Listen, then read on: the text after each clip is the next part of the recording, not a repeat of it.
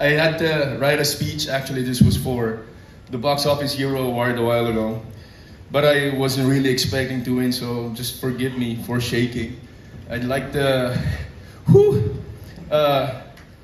gusto ko munang batiin lahat ng mga nominado dito.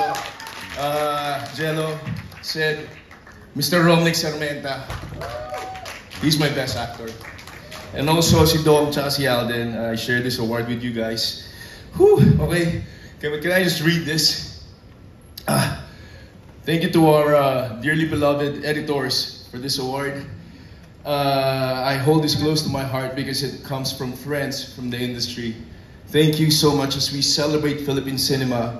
I'm reminded of the task. Dapat ba lang susulat na lang ako, mas kaya ko sabihin pag...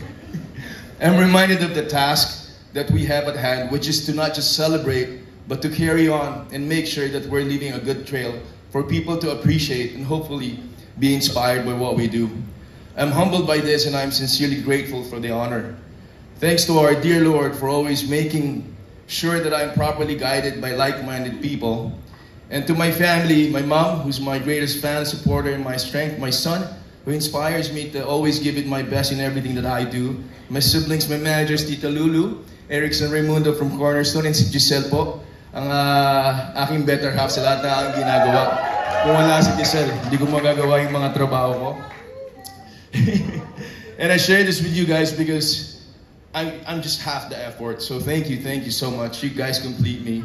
Maybe as family, my Dreamscape family, my Pamilya Sagrado family, Mr. M and Tito Mariol, my parents, who really raised me in this business. My Malyari family, Brian, bonus naman dyan. Congratulations sa atin. I hope this is just the beginning of something big na pwede pang gawin ng mentor. Maraming salamat. Ron Angeles. And of course, si Direk Derek, Sir Enrico, Pao, Omar, Chris, yung bumubuo ng production, all of us, my co-actors, maraming salamat sa inyo. Magaling Ate Rona, okay?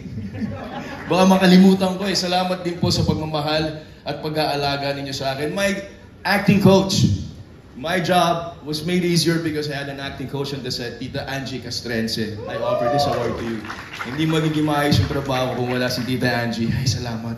Okay, my fans, you guys are the reason why I do what I do. Para po sa